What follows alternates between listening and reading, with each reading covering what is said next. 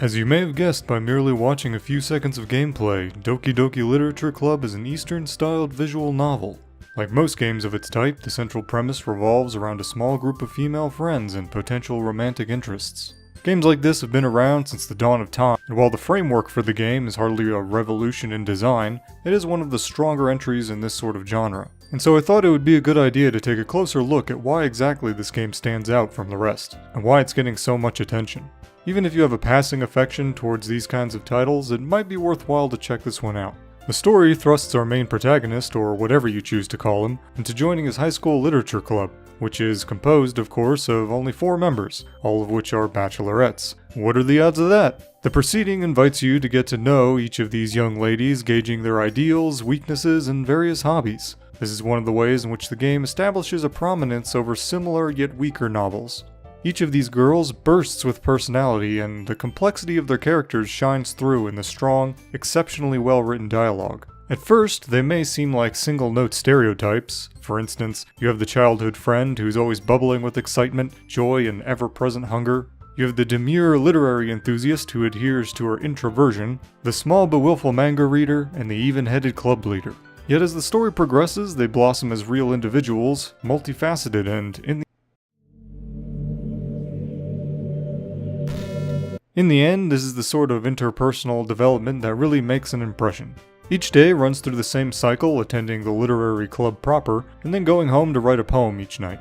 You can steer your affection towards a particular girl dependent on a series of words that you can choose to include in your poem. Some of the girls like words that are more direct, while others prefer ambiguity, but it's up to you to choose who you want to impress during the club's next meeting.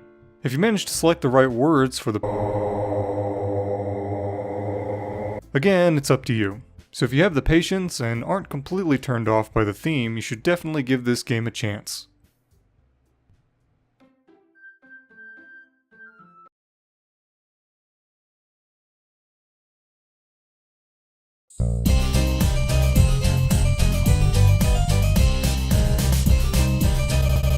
The aesthetic is one of the more unoriginal and diluted elements of the game.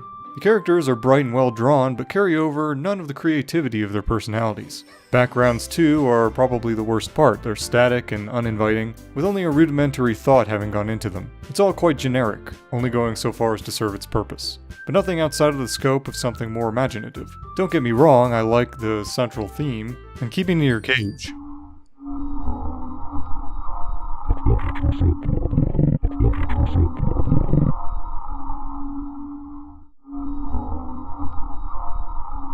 It takes a little while to get going, and the story only starts to pick up once the festival draws near. But as has been mentioned, it's worth sticking out for. You have the demure literary enthusiast who adheres to her introversion, the small but willful manga reader, and the even-headed club leader.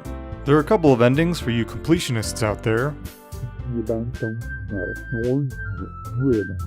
I'll be getting into spoilers in this section, so if you haven't played the game yet but plan on doing so, I recommend you skip ahead.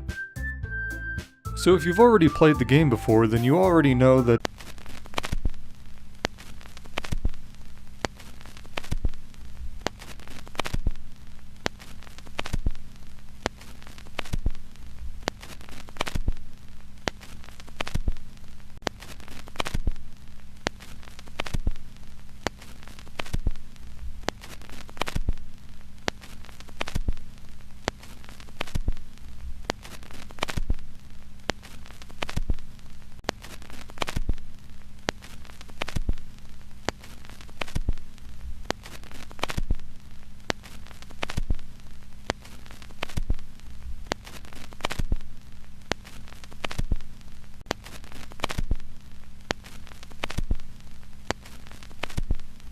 So if you have the patience and aren't completely turned off by the theme, you should definitely give this game a chance.